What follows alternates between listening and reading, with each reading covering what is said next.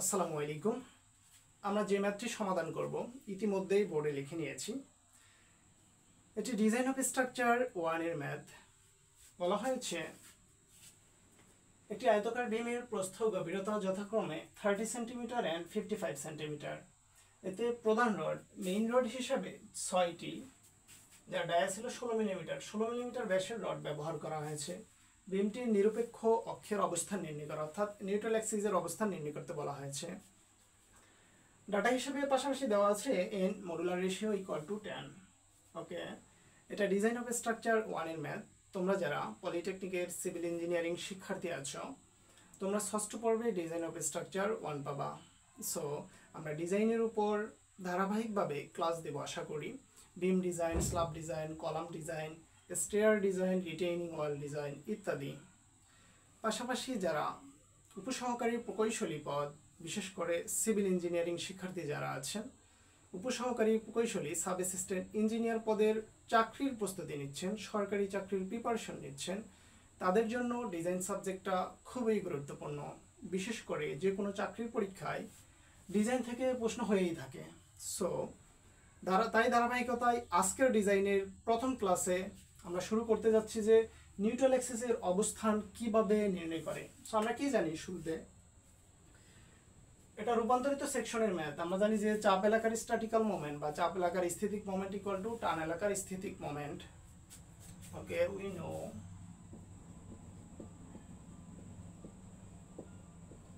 bx square by 2 nas d minus x। চাপ এলাকার স্ট্যাটিক্যাল moment equal to টান এলাকার স্ট্যাটিক্যাল মোমেন্ট। এই সমীকরণ থেকে আমাদের x এর মান, যেটা নিউট্রাল অ্যাক্সিসের অবস্থান নির্ণয় করতে বলা হয়েছে। আমরা শুরুতে এই সূত্রটা কিভাবে আসছে দেখব, যাতে করে তোমরা মুখস্থ করলেও সূত্রটা মনে থাকে দীর্ঘদিন। সো আমরা দেখি সূত্রটা কিভাবে আসে।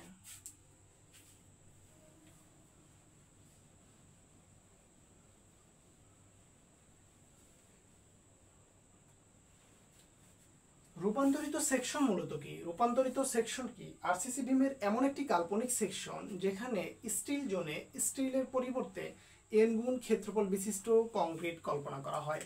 আমরা একটি আয়তাকার বিমের সেকশন আগে অঙ্কন করি। এটা একটা আয়তাকার বিমের সেকশন, যার প্রস্থ d, মোট গভীরতা d। আমরা যদি স্টিল কল্পনা করি এই জন্য,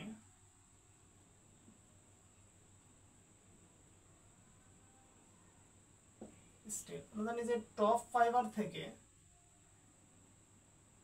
স্টিলের যে সেন্টার আছে এই পর্যন্ত দূরত্ব হচ্ছে d। বড় ডি হচ্ছে মোট গভীরতা, আর ছোট ডি টপ ফাইবার থেকে স্টিলের সেন্টার পর্যন্ত হচ্ছে কার্যকরী গভীরতা। এটাকে বলা হয় এফেক্টিভ ডেপথ, বিমের এফেক্টিভ ডেপথ। আর এই যে সেন্টার আছে, রডের সেন্টার থেকে আউটার প্রান্ত পর্যন্ত যেই দূরত্ব আছে, এটাকে বলা হয় থাকে ইফেক্টিভ কভার বা কার্যকর কভার, যার পরিমাণ হয়ে থাকে 5 থেকে 6 সেন্টিমিটার। সো আমরা একটা আয়তাকার বিমের সেকশন অঙ্কন করে নিলাম, যার প্রস্থ হচ্ছে b, মোট গভীরতা d। এই স্টিলের সেন্টার থেকে টপ ফাইবার পর্যন্ত যে ডিসটেন্স, সেটা হচ্ছে কার্যকরী গভীরতা বা ইফেক্টিভ ডেপথ। আর স্টিলের যে সেন্টার আছে সেখান থেকে আউটার ফাইবার শেষ প্রান্ত পর্যন্ত যেই দূরত্ব, এখানে এটাকে বলা হয় থাকে এফেক্টিভ কভার, কার্যকরী কভার, যার পরিমাণ হয়ে থাকে 5 থেকে 6 সেন্টিমিটার।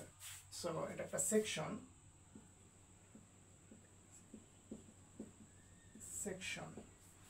এখন আমরা রূপান্তরিত সেকশনের ডেফিনেশন অনুসারে এটাকে ট্রান্সফরমেট সেকশন অঙ্কন করব।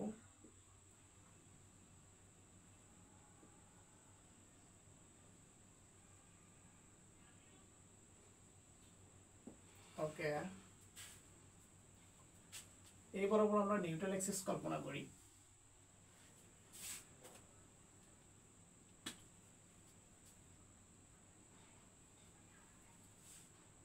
Neutral Axis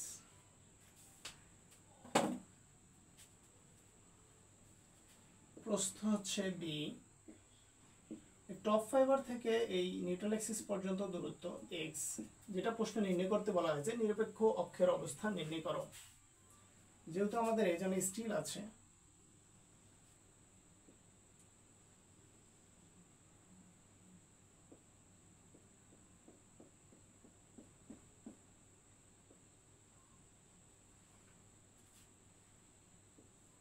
N A S, এ পর্যন্ত আমরা কি পেয়েছিলাম?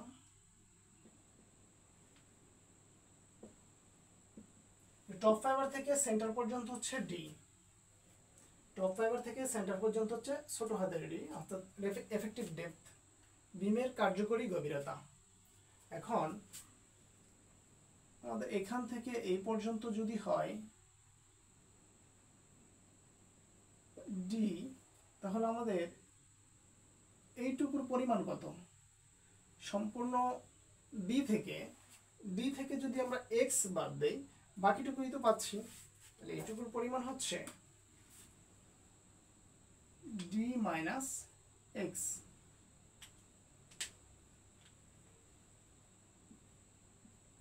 ওকে, প্রস্থ বি, কার্যকরী গভীরতা ডি, সেন্টার অফ দি, দেন ক্ষেত্রফল এনএস স্টিলের, এটাই আমাদের মূলত ট্রান্সফরমেট সেকশন।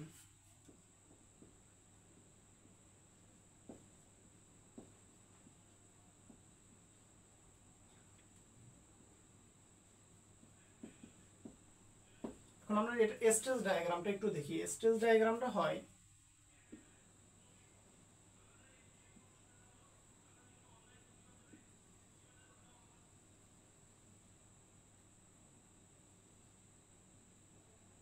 এইরকম, যেখানে এটা হলো এফসি, কংক্রিটের পীড়ন, কংক্রিট এলাকার পীড়ন, এটা হয় এফএস বাই এম। এর চাপ কাজ করে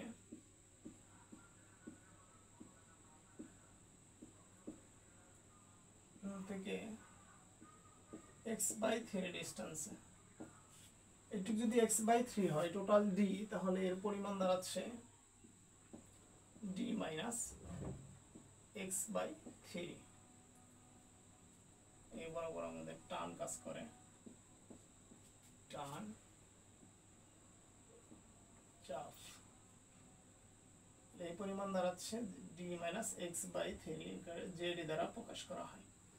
এফসি কি? এফসি হচ্ছে যে কংক্রিট এলাকার চাপ পীড়ন, অর্থাৎ নিরপেক্ষ অক্ষ থেকে, নিরপেক্ষ অক্ষ বা নির্দিষ্ট অক্ষ থেকে চাপ এলাকায় বিকৃতি ঘটাতে যে পরিমাণ পীড়নের দরকার হয়, একই অক্ষ থেকে একই পরিমাণ বিকৃতি যদি টান এলাকায় ঘটাতে হয়, তাহলে চাপ এলাকার তুলনায় এন গুণ বেশি পরিমাণ পীড়ন দরকার হয়, যেটা হচ্ছে এফ এস বাই এন। আমরা লিখতে পারি এটা আমাদের stress diagram, S T R E double S D I G R M. Okay, এখন আমরা এই ডায়াগ্রামটা এই জন্য অঙ্কন করছি, আমাদের মূল সূত্রটা কিভাবে আসে সেটা আমরা দেখব। আমরা জানি কি, চাপ এলাকার স্ট্যাটিক্যাল মোমেন্ট ইকুয়াল টু টান এলাকার স্ট্যাটিক্যাল মোমেন্ট। এখন স্ট্যাটিক্যাল মোমেন্টের ডেফিনেশন কি? স্ট্যাটিক্যাল মোমেন্ট ইকুয়াল টু, আমরা জানি যে কোনো ক্ষেত্রকে তার নির্দিষ্ট অক্ষ বা নিরপেক্ষ অক্ষ থেকে সেন্টার অফ গ্র্যাভিটি ভরকেন্দ্র পর্যন্ত দূরত্ব দ্বারা যদি গুণ করি, তাহলে আমরা স্ট্যাটিক্যাল মোমেন্ট বা স্থিতিক মোমেন্ট পাবো। সো আমরা দেখি, মূলত ক্ষেত্রকে, নির্দিষ্ট একটা ক্ষেত্রকে তার ভরকেন্দ্র থেকে অক্ষ পর্যন্ত দূরত্ব দ্বারা গুণ করলেই মূলত স্ট্যাটিক্যাল মোমেন্ট বা স্থিতিক মোমেন্ট পাবো। আমরা যদি এটা দেখি, নিরপেক্ষ অক্ষে চাপ ও টান সমান থাকে। এখন উপর এলাকা হচ্ছে চাপ এলাকা, আমাদের নিচের এলাকা হচ্ছে টান এলাকা। এখন আমরা চাপ এলাকাটা নিয়ে আগে কাজ করি। আমরা একটু আগে জানলাম যে কি, সাম্যাবস্থার জন্য আমরা কি জানি, চাপ এলাকার স্থিতিক মোমেন্ট ইকুয়াল টু টান এলাকার স্থিতিক মোমেন্ট, দুইটা ইকুয়াল হয়। আমরা লিখতে পারি সাম্যাবস্থার জন্য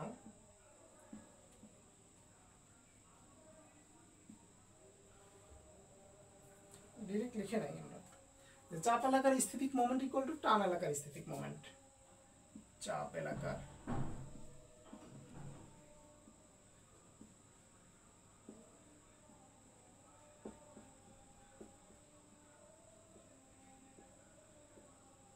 স্থিতিক বা স্ট্যাটিক্যাল স্থিতিক মোমেন্ট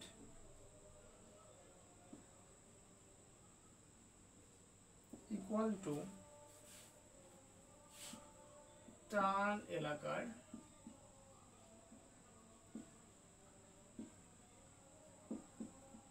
স্থিতিক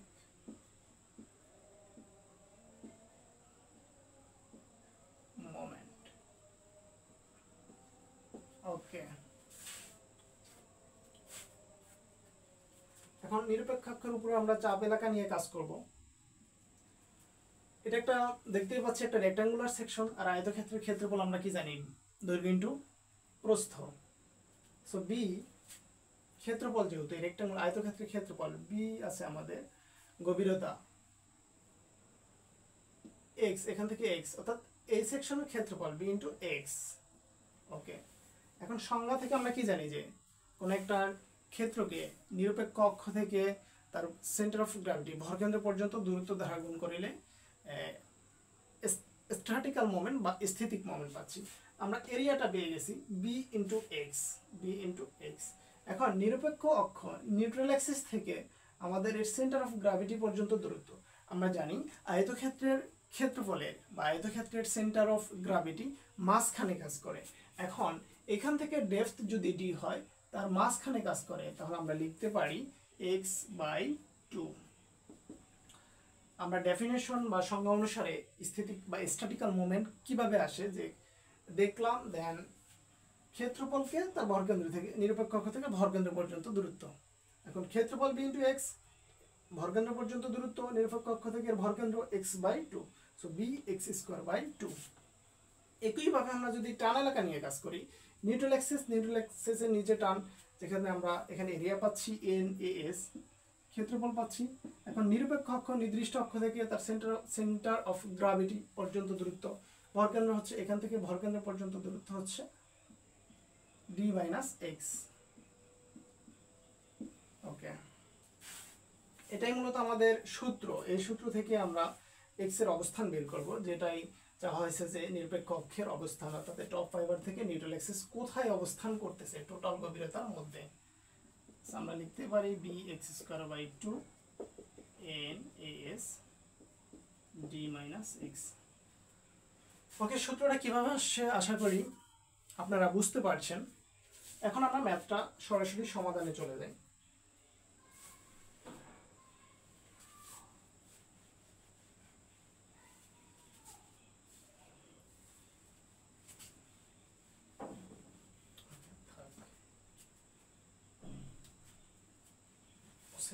যেহেতু আমাদের ক্যালকুলেশন করা লাগবে,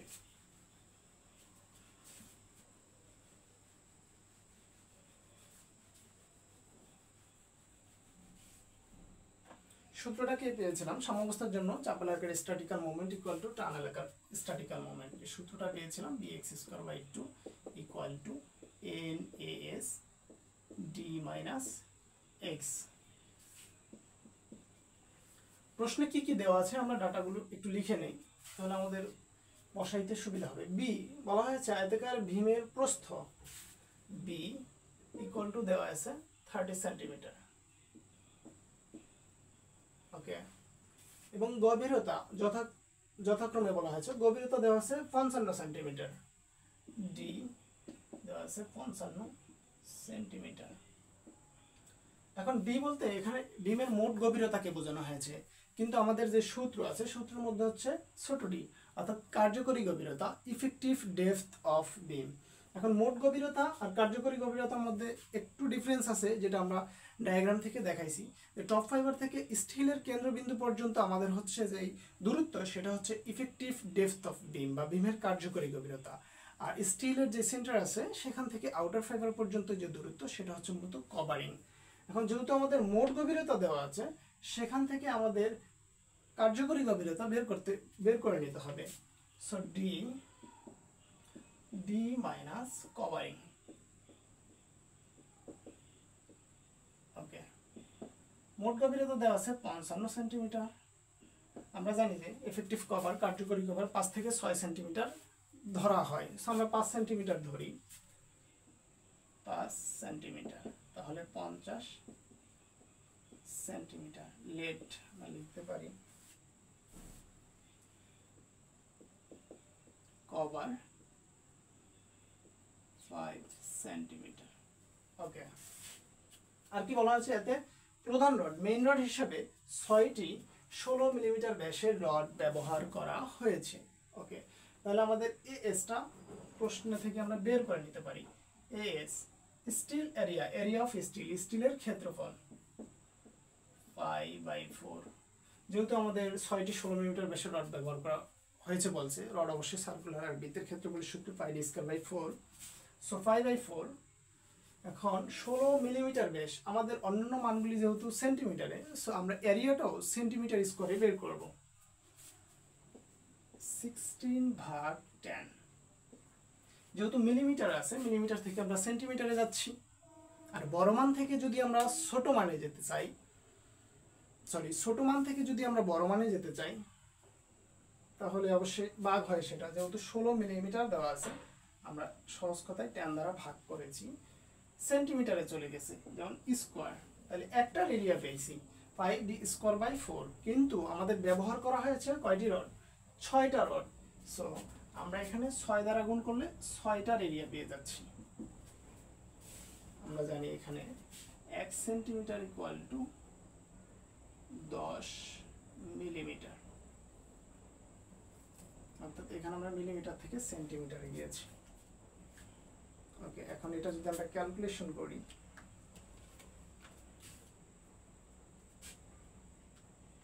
পাই বাই 4 ইন্টু 16/10 ইন্টু 6, আমাদের এরিয়া আসছে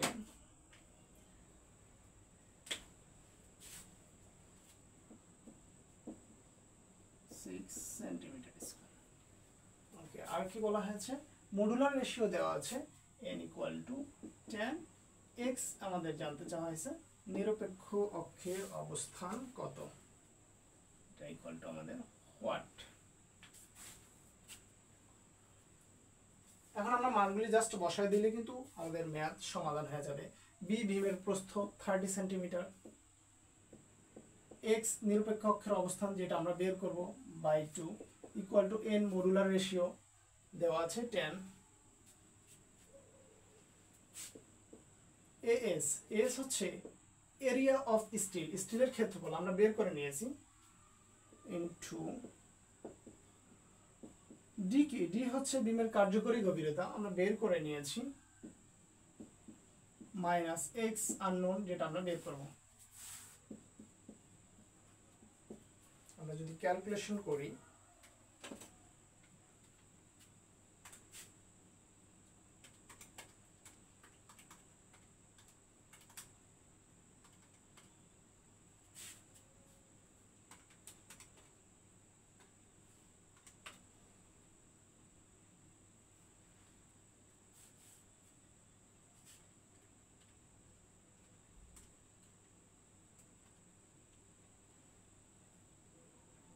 তাহলে আমরা রেজাল্ট পাচ্ছি 16.42 সেন্টিমিটার। এটাই আমাদের অ্যান্সার, নিরপেক্ষ অক্ষের অবস্থান এত দূরত্বে অবস্থিত।